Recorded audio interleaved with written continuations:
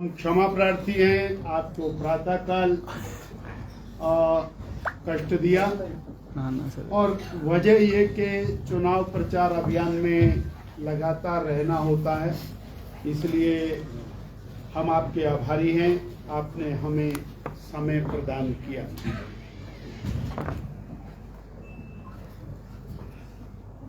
Congress party ने राष्ट्रीय स्तर के ऊपर अपना घोषणा पत्र जारी किया और उस घोषणा पत्र के पन्ना नंबर 7 पर एक हाइलाइटेड बॉक्स बनाया गया ब्लू कलर। उस कलर्ड बॉक्स में एक शब्द का प्रयोग किया गया है, बहुसंख्यकवाद किसी भी रूप में मान्य नहीं है। बहुसंख्यकवाद को किसी भी तरह से चलने नहीं दिया जाएगा। जब हम भारत के परिप्रेक्ष्य में बहुसंख्यकवाद को देखते हैं और अल्पसंख्यक के साथ उसको मिलाते हैं, तो बहुसंख्यक का अर्थ है हिंदू। और बड़े स्पष्ट शब्दों में पेज नंबर 7 में हाइलाइटेड पैरा के अंदर बहुसंख्यकवाद नहीं चलने दिया जाएगा, अर्थात हिंदुत्व को किसी भी रूप में स्वीकार नहीं किया जाएगा। ये कांग्रेस पार्टी का चुनावी घोषणा पत्र है और इसका जो इन्वर्टेड कॉमर्स के अंदर अर्थ है वो ये कि अल्पसंख्यक तुष्टीकरण किया जाएगा और पूर्व प्रधानमंत्री सरदार मनमोहन सिंह जी के शब्दों को पूरा किया जाएगा, जिसमें उन्होंने कहा था कि भारत के संसाधनों पर पहला हक अल्पसंख्यक और विशेष तौर पर मुस्लिम समुदाय के लोगों का है।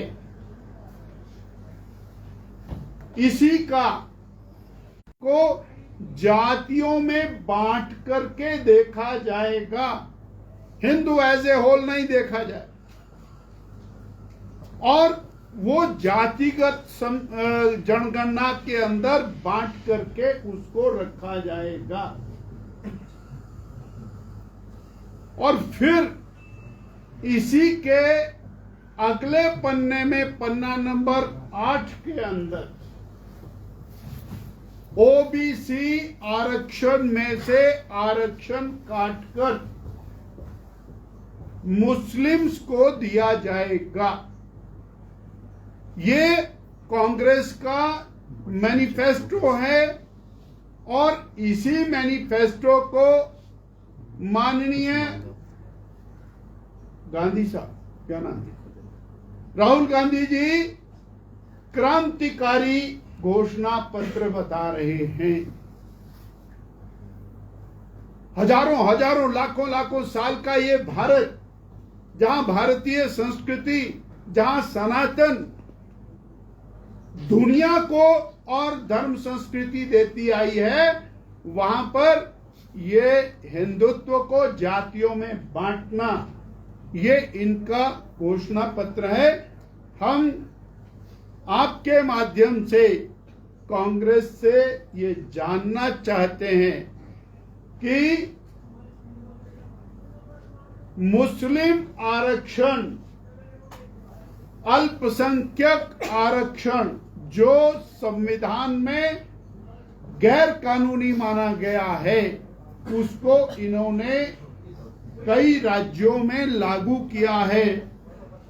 आया इसको लागू करेंगे या नहीं करेंगे, इसको लिखित के अंदर जारी करें।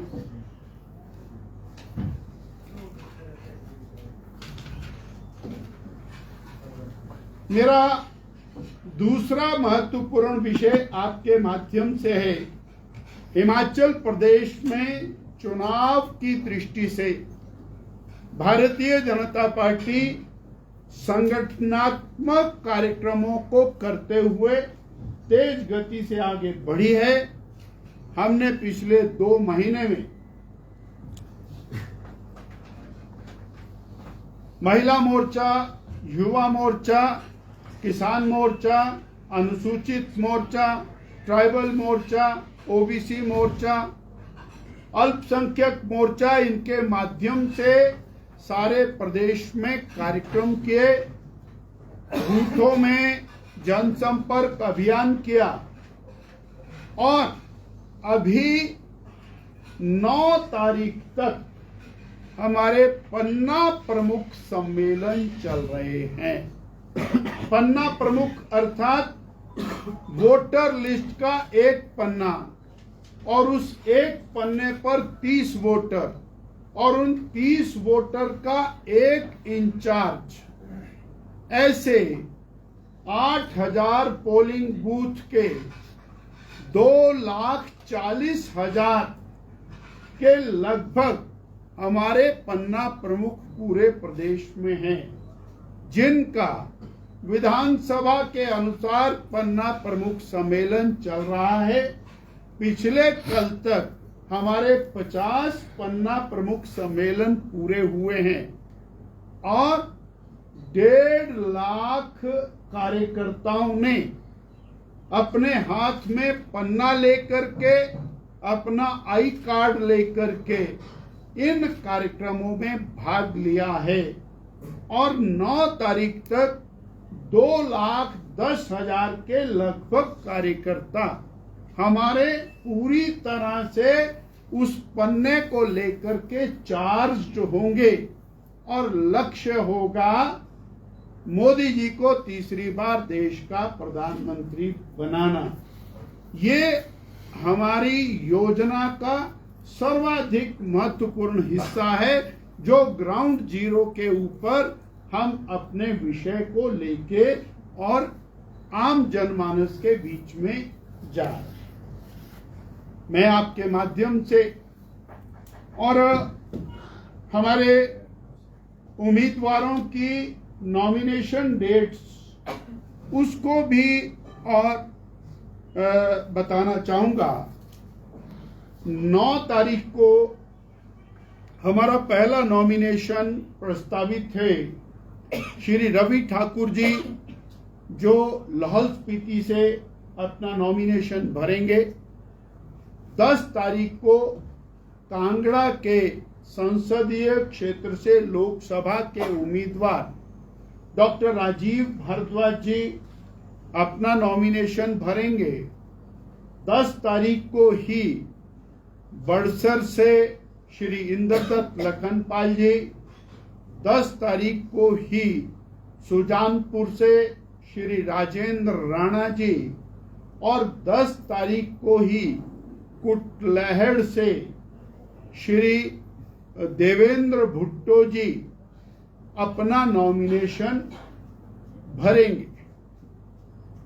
13 मई को शिमला संसदीय क्षेत्र के हमारे माननीय सांसद और लोकसभा के प्रत्याशी पूर्व प्रदेश अध्यक्ष श्री सुरेश कश्यप जी, 13 तारीख को ही केंद्रीय मंत्री, 4 बार के सांसद, भारतीय जनता पार्टी के राष्ट्रीय नेतृत्व की टोली में शामिल श्री अनुराग ठाकुर जी अपना नॉमिनेशन भरेंगे और मंडी संसदीय क्षेत्र में सुश्री कंगना रनौत जी 14 मई को अपना नॉमिनेशन भरेंगे। इसके साथ ही हमारा श्री सुधीर शर्मा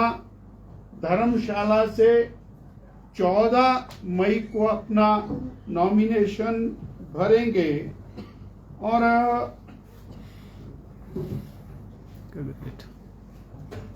गगरेट का नॉमिनेशन डेट हम इसके बाद बता पाएंगे, yet टू बी फाइनलाइज्ड। साथियों, प्रदेश की कांग्रेस सरकार और प्रदेश की कांग्रेस पार्टी चुनावी मुद्दों से भाग रही। 1.5 साल में कोई काम नहीं किया, इसलिए बताने को कुछ नहीं है। इसलिए कांग्रेस पार्टी ने एक योजना की है, बैठ करके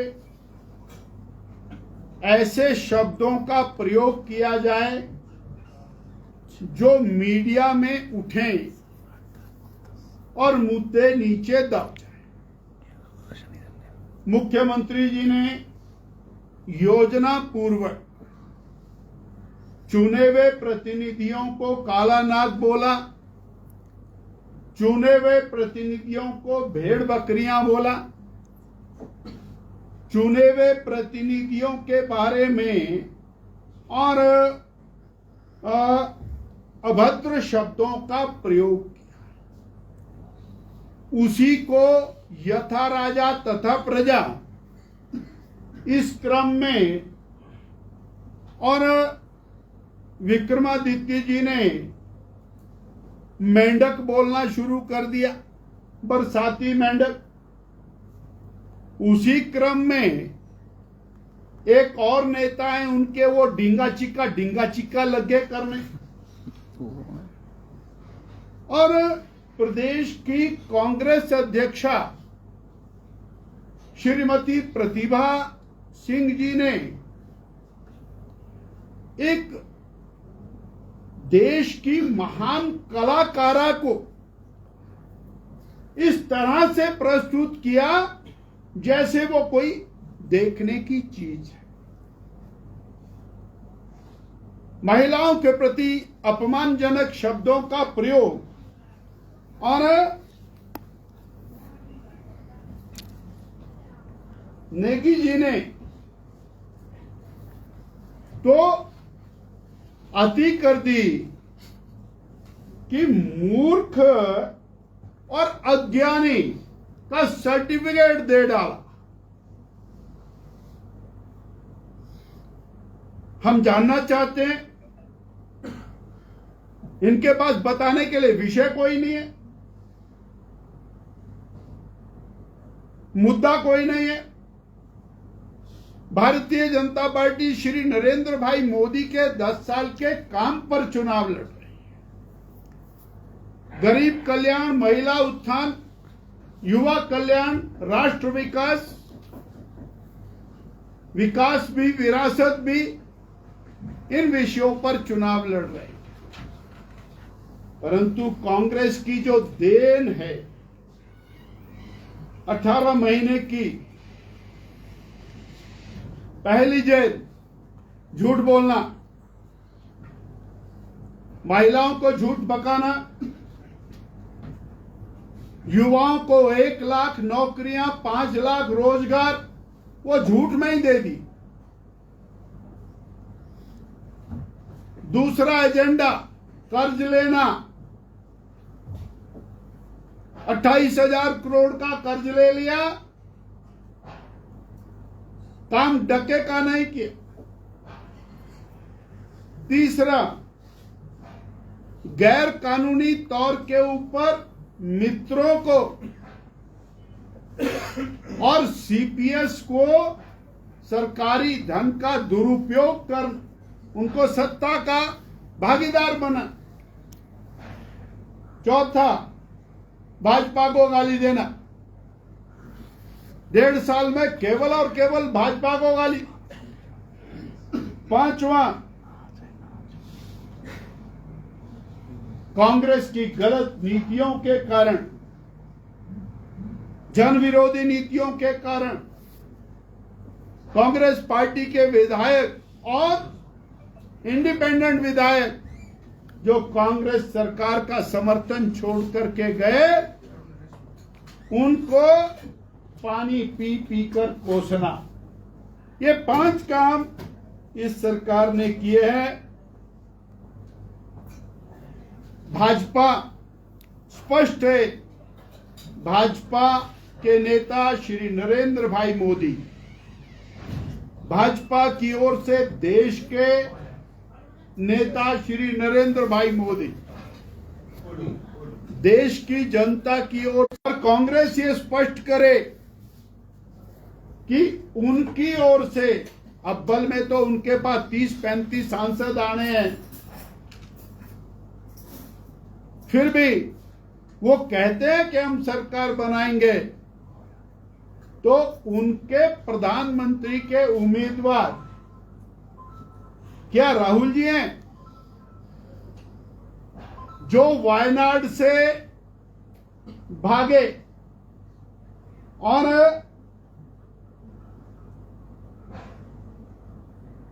अमेठी से भागे और अब रायबरेली पहुंचे, आखिरी मूवमेंट पर नॉमिनेशन किया कि कहीं स्मृति ईरानी से मुकाबला ना हो जाए।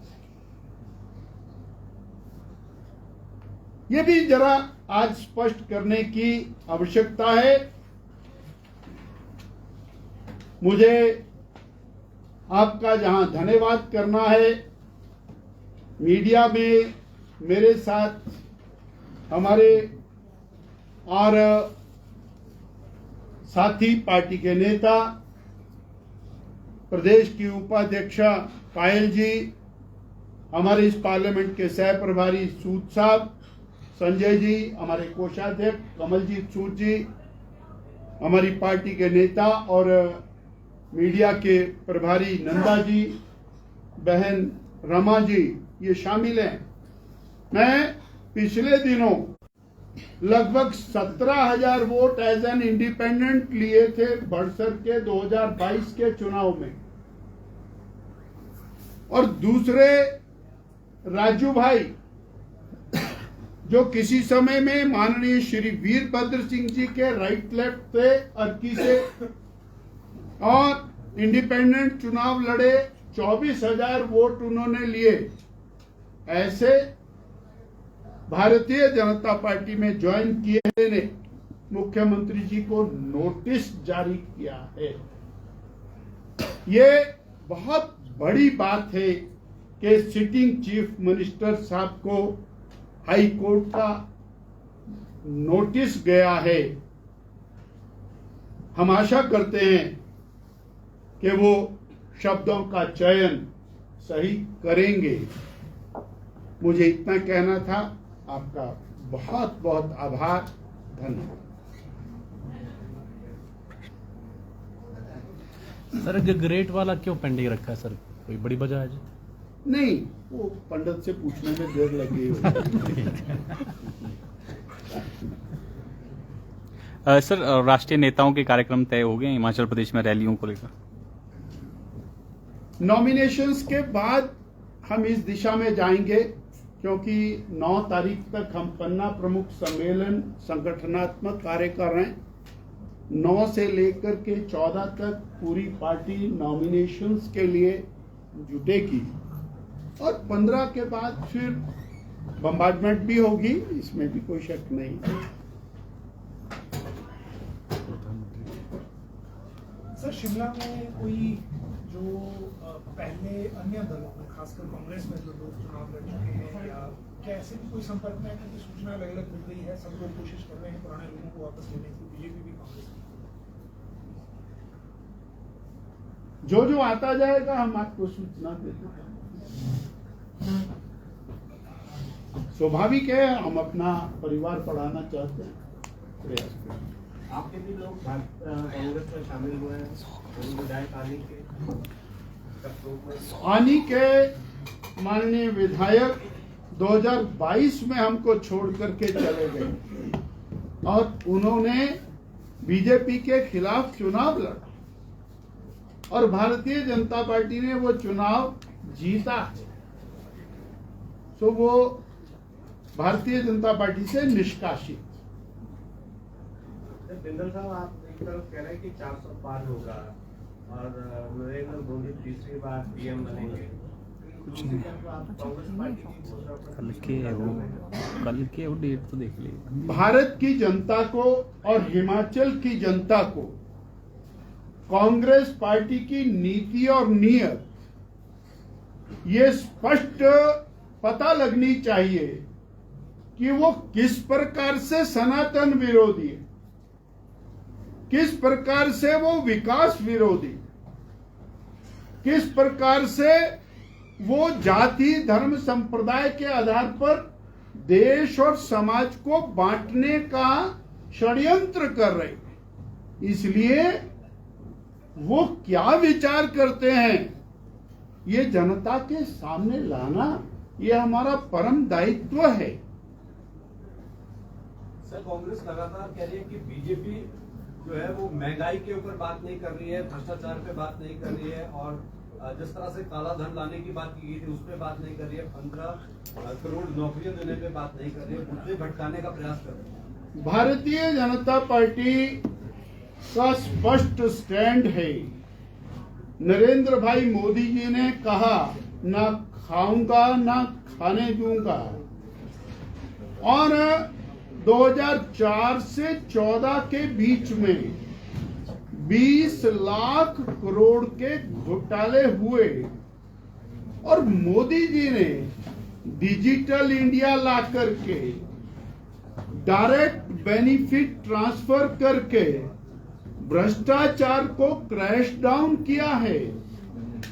10 साल में 34 लाख करोड़ रुपए के बेनिफिट्स वो डीबीटी के माध्यम से गरीब के समाज के खाते में गए हैं। First time in the history of world, not in India.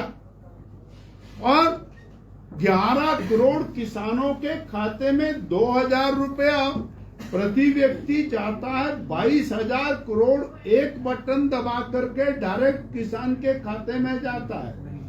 ये सबसे बड़ी भ्रष्टाचार के ऊपर चोट है।